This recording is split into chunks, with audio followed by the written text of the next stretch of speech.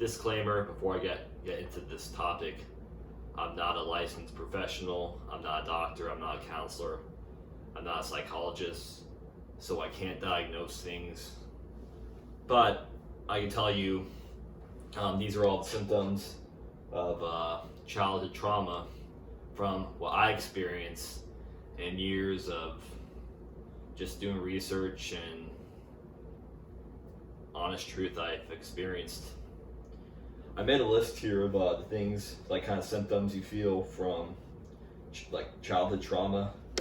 And the first sign is you freeze up when, whether it be, you just freeze up like, huh.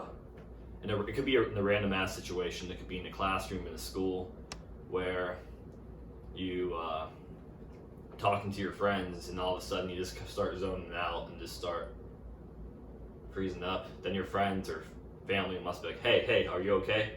You're like, oh yeah, what? Oh yeah. That could mean a subconscious sign of like you might have been, something traumatic might have happened to you. Your subconscious might be in some kind of a shock. Two is, I've experienced this too when I didn't realize I was doing it, but when I was a little kid, I used to eat a lot of junk food. Like, I would look forward so much to like eating junk food after school. It was almost like I was looking for some kind of escape, honestly, like looking for an escape from reality, that I just need some simple pleasure and endorphins and sweets, because I wasn't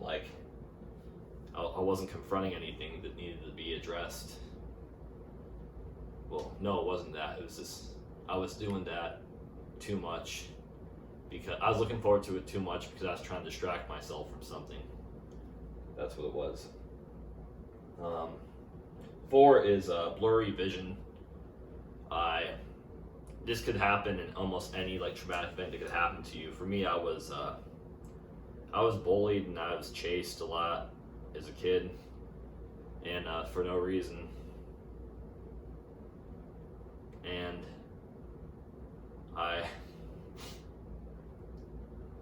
it just causes you to have tunnel vision from as a little age. Like you're walking home from school or walking down the street, you're hanging with friends, and all of a sudden you have like these anxiety attacks of like things are like blurry, like oh my god, what's going on?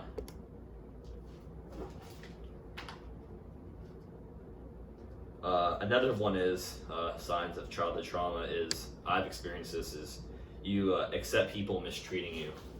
So oftentimes if you're at school and you're, as a kid, picture yourself at school and you're a little kid and you have a lot of shit's happening to you right now and you're trying your best to distract yourselves, and maybe your friends or people around you aren't treating you the best. You just blatantly accept it, call them friends, and like, okay, with a smile on your face. That's what I experienced. I was overly nice to people that weren't that nice to me. And it's kind of like this weird, needy trauma bomb response that happens to you, that you get desperate, like for a friendship, and you just accept people, whatever, for mistreating you. Him, yeah. 7 is headaches. You can experience bad like headaches, like in your head, just stressing out too much. Your nervous system's all fucked up, like your adrenaline, your cortisol, it's all rushing through your body. Goosebumps, so you're kind of like shaking, and you hold on to that for too long, it's going to cause some physical headaches. 8 is anger and rage against certain people. Now, this one's going to be probably the most important topic of them all, because if you're getting, bullied, if you're bullied, if some other shit happened to you, you obviously going to be really angry at that person or individual for a long time. But it might not be right away, like after they do that to you. It could be built up for years, months, just random burst of anger, like, ugh, fuck, like that. Or, you're just passive aggressive for people for no reason that didn't do anything to you. You visualize yourself hurting that other individual. Yeah, that's 8. And 9 is look forward too much to materialistic things. When I was getting kind of verbally abused by covert narcissists for some time, well, this one's actually not necessarily, this one for me wasn't childhood trauma. This happened in the recent years where I had a really severe narcissistic boss, and he would just say a bunch of fucked up shit to me, like personal stories I've told him, and he would use that against me, like trying to like not make fun of me per se, but telling other people really personal stuff I told him, and stories I told him not to tell anyone else, but he did. He'd use that, say that to me, and I call him out on that bullshit.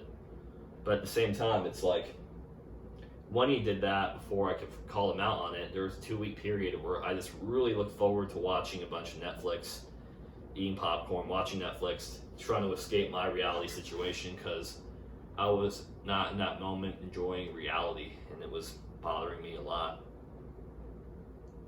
Yeah, that's one thing I wanted to mention. And this one's gonna make me sad. It's true. Accidentally hurt people you love without realizing it. I'm going to talk about something I'm not proud to talk about, but when I was 14 years old, my mother took me to a guitar camp, and I was insecure because all the other kids are so much better than me, and I had the worst kind of anxiety about going there, making a fool out of myself. And I was dyslexic. Dyslexia was really impacting my ability just to learn and read certain music. My mom took me to this guitar center place, and she signed me up, and the door was right there. I got my hand, and I just pinched her hand so hard. I just squeezed as hard as I could, because she signed me up for doing something that was trying to help me and be nice to me, and I feel horrible about that.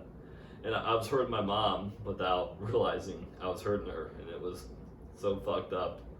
But it was because all the anxiety and panic, it did that, but I didn't realize what I was doing until after the fact. I felt just horrible afterwards, but during it I didn't realize what I was doing. Like my subconscious, it was just blurred brain fog, and that's it. And these are all signs to help you guys identify if you might have a lot of childhood trauma that you need to be resolved. I kept this 100, and I was super brutally honest of all this stuff. And these topics aren't my favorite to talk about, but we need to talk about them to realize where we came from, and and see that we could heal, we could all become the strongest versions of ourselves, unleash our true power within, because all this pain, we could turn it into strength, we could turn it into great things. It's not, we can heal, and we could be strong, and we could recover. I hope you found this video to be helpful. Please leave a like and subscribe and share. I'd appreciate that. I'll make another video very soon, probably tomorrow.